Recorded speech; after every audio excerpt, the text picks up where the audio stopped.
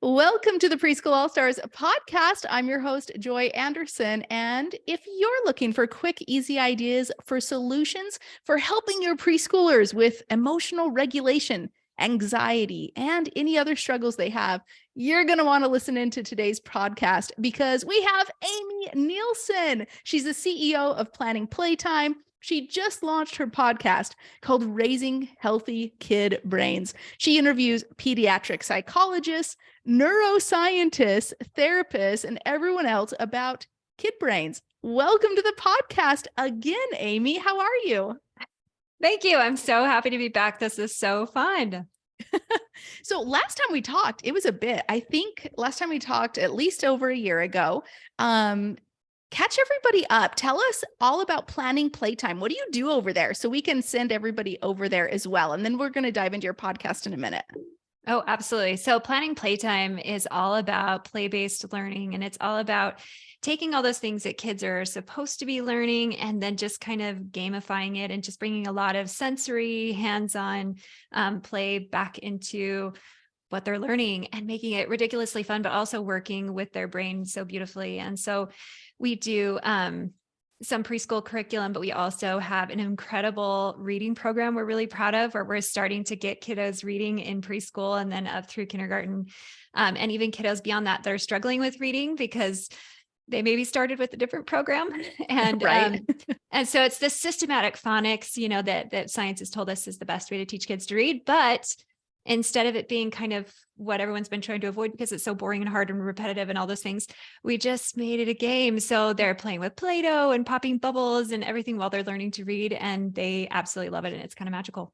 Oh, that's amazing. So what made you want to create that though? Was there some experiences from your own life with your own children or the other children in your communities that you were starting to see some problems there? Absolutely. So actually, reading is what kind of got me into education in the very beginning. So back at university, I was working in a school while I was going to university, and I was working as a reading tutor in the schools. And I had all these students from all these different classrooms, K through second. And this one cute little boy, you know how sometimes the ones that have just a little bit of behavior struggles, not too bad, just a little bit. And he was just one of my favorites. He was just so cute. And so we're sitting out in the hallway and we're trying to read, and it was just hard to get him to focus. He hated reading so much. And so we played. I tried to make it as fun as I could. I'm 18, I'm like, this is going to be so fun. And he just wasn't buying it that day. And he told me, well, I finally had to tell him, I'm like, we can't play anymore until you read at least one page. I got to get you to read something.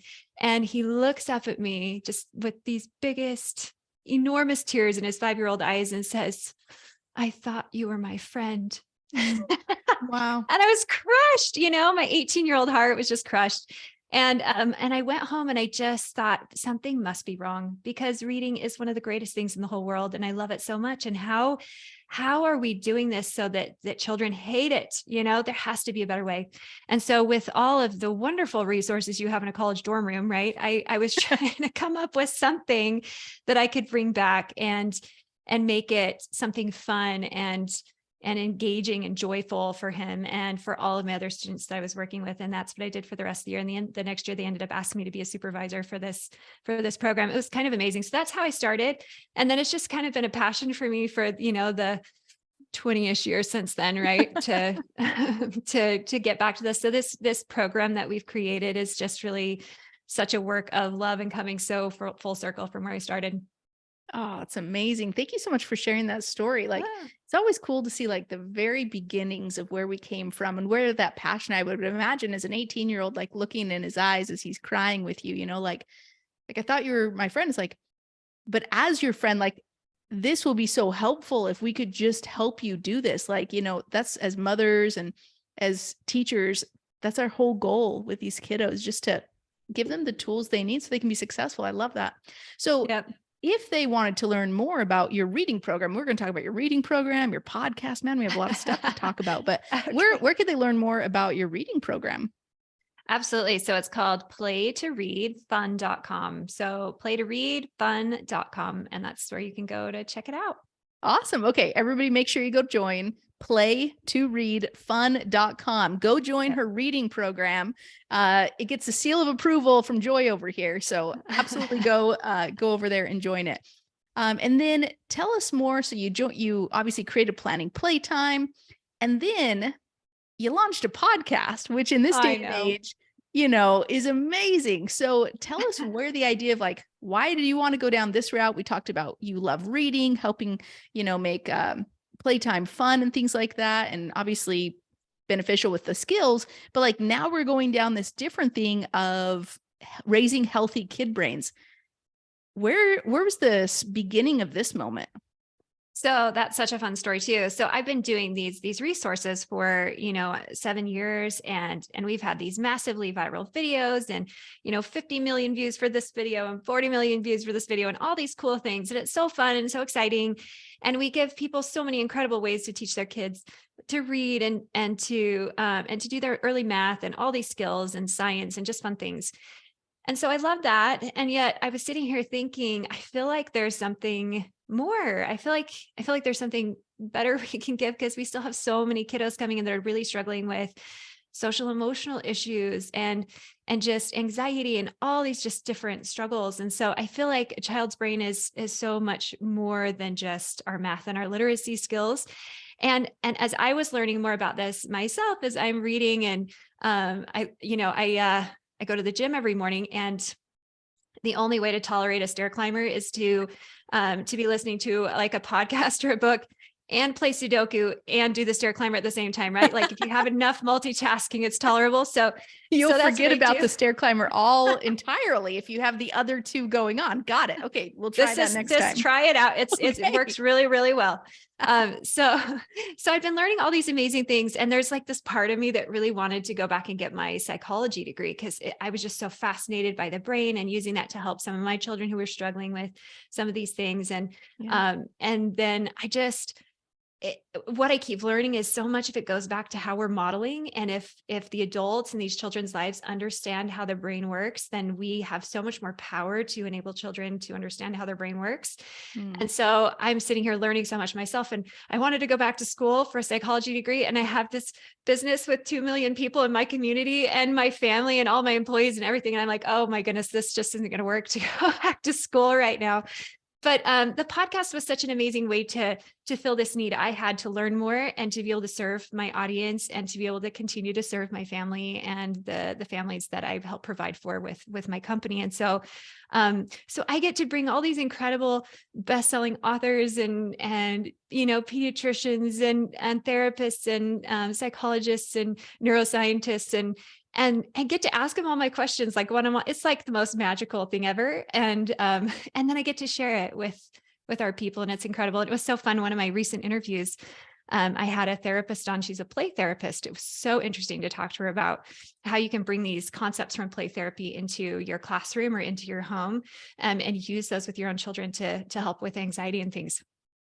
And she was telling me, so she has master's degree and all these things, and has been doing this for years and all these certifications. And she said, I started listening to your podcast and I'm learning so much. And I thought, wow, what if she's learning so much, then we're doing it right. And I'm just so proud of what we've created. And I love that I get to like be on it, because like I feel the luckiest. I get to ask all my questions and just learn.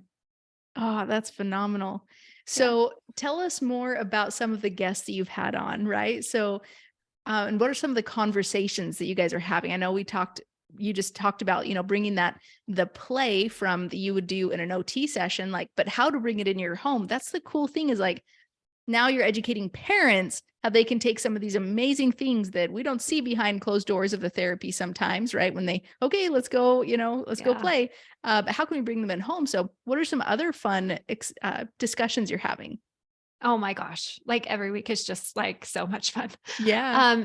So we've talked a lot about secure attachment with a couple of different guests. So I had Sarah Conway on, who's a psychologist in Australia, and we had a really good conversation around that. That was absolutely fascinating. Another one that I thought was really interesting.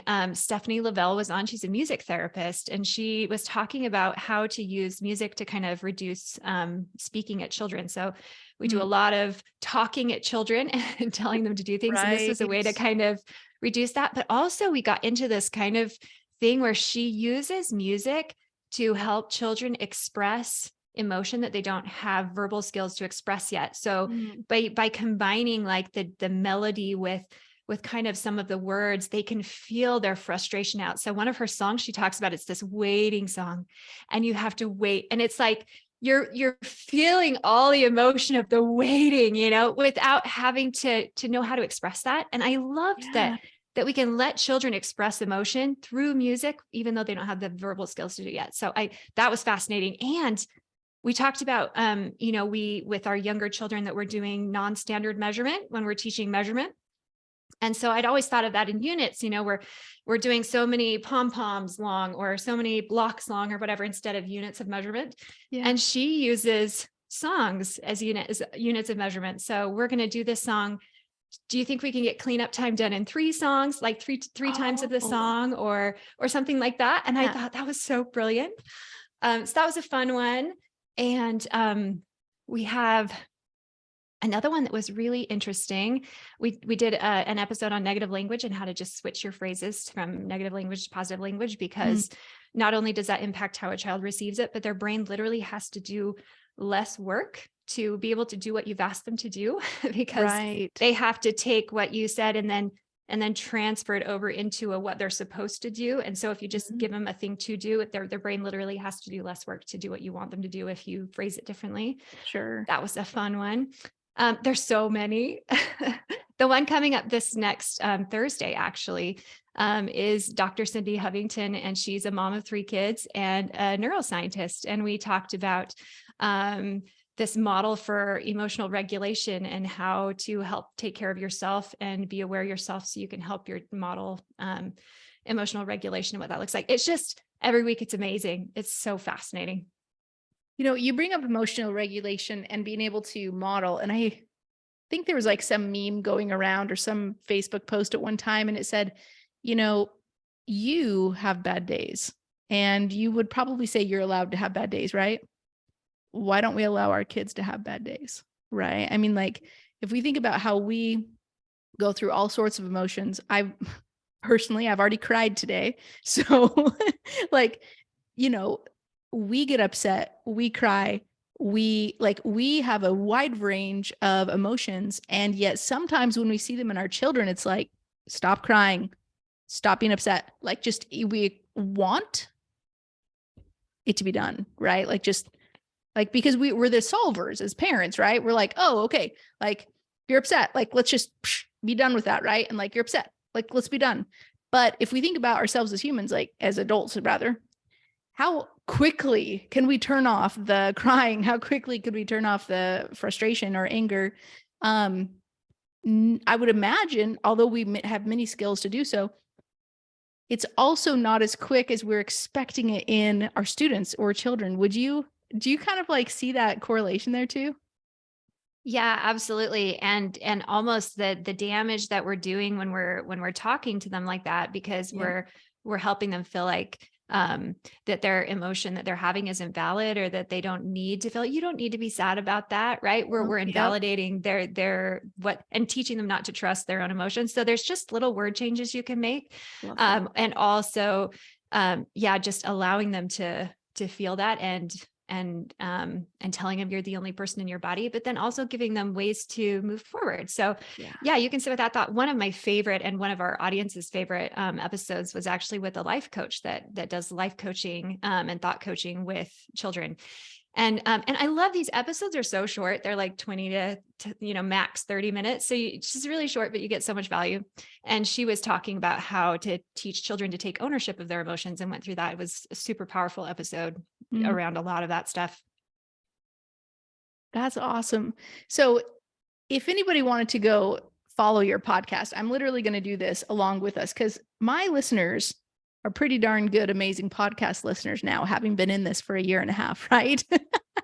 But let's go show everybody where to find your podcast. So if you are in Okay. Apple Podcasts or Yes. Google Podcasts or any podcast app, you're going to go to the search feature, right? Search feature. Yep. And what are we typing in?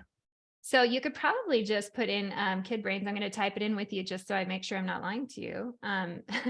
If you do Raising Healthy Kid Brains, it works, or Healthy Kid Brains. But you might Perfect. even just be able to put in Kid Brains and it should come up. Okay. And So it looks just like that. So you should be typing in Raising Healthy Kid Brains. You'll definitely get there if you type that in. Then when you get here, you're going to want to hit that plus button. The plus button, you see that plus button right at the top there? If you're on Apple, it's going to look like this. If you're on Google Podcasts, it's going to look maybe something different. Follow, subscribe, words like that you're going to want to look for. Go ahead and click that plus button right at the top there. See if I can get it. Well, I'll do it. Here we go. There we go. And then it's got like a little check mark. It says you're good. You're subscribed. So that is going to help Amy, of course, number one, to be able to get her podcast where it needs to be, right? We want to get this amazing podcast. Like, come on, Amy Nielson Planning Playtime. We got to go support our girl. So we want to get that podcast up to the top of the charts. The other thing we want to do for her is we want to scroll down. And after I mean, come on, like you don't even need to listen to another one quite yet. We will in a second, but like you can immediately go rate and review. How you do that is you scroll to the bottom if you're on Apple, and then, or if Google, figure out where the rate review is, and then go ahead and tap 5 stars right there. Give her 5 stars because she was freaking amazing today. And then write a review right there. Write a review. And then you could share what you loved about her. There we go. Okay. So you can write a review right there and share some kind words for our girl, Amy. So anytime you are listening to a podcast that you're loving, you go subscribe, rate, and review, because that helps our podcast, creators. So Amy, besides going to go listen now that we've subscribed, rated, and reviewed, of course, we're going to go binge listen to, because that also will help you and it'll help us to be able to get some more tips. Is there anything else you'd like to add before we sign off here? I just thanks for letting me come and chat. And yeah, I think it's so neat to get to listen to some of the top experts share. I mean, a lot of these people, it's so fascinating. They've been studying what they've been doing for 30 years. I had one of our guests, it was actually 2 psychologists came together and they study grief and children and grief. And so they had just written this amazing book on how to have conversations with children about grief and loss. And that can look like anything. That can look like losing a pet. How do you help support a child through losing a pet or a parent or, a terminal illness or divorce, or, I mean, there's so many things that we're doing grief through. Right. And so it's just incredible to get to talk to these people that are just such specialists in their field and learn about a little bit about the science behind your brain, how it works, a little bit how memory works, a little bit about, all these different pieces. We have a speech therapist coming up soon to talk about how to help children build vocabulary and how actually our preschool themes work really, really well with that. And we probably didn't even know it yet, but working in themes like we do in preschool, you repeat the same language over and over and help children build vocabulary and things like that. So it's just really, really powerful. And it's like the simplest little things that you might even already be doing or could just adjust just a little bit and get so much value in just a few minutes. And so come listen. And if you have suggestions of things you want to learn more about, let me know and I'll go hunt some people down and bring them on and we'll share with you what they have to offer. That's perfect. What I love most about it is it's taking, I imagine there's kind of a filter going on because you've got these neuroscientists and child psychologists and people who are in the field, right? And they're doing the work and they've obviously gotten the degrees to be able to do the work, et cetera. But sometimes we need a person like you to be able to glean that knowledge and put it into words that we can understand and tools and tips that we can take into our homes and classrooms to be able to teach our preschoolers. So I'm super excited to go binge listen your podcast. Again, the podcast is called Raising Healthy Kid Brains. And then again, one more time, what is the URL so we can go join your reading program as well? Absolutely. It is playtoreadfun.com. So playtoreadfun.com. Perfect. Yep, and it's amazing. And is your reading program, let's clarify, is your reading program for, should teachers join the program? Is it for parents, for their children? Is it for teachers to be able to get, 20 seats for each child to have? Like, tell us how that program is set up so we know the joining process. Yep, that's a great question. So what we do is you buy, we have teachers and parents using our program. If you're a teacher, you can buy it and use it in your classroom.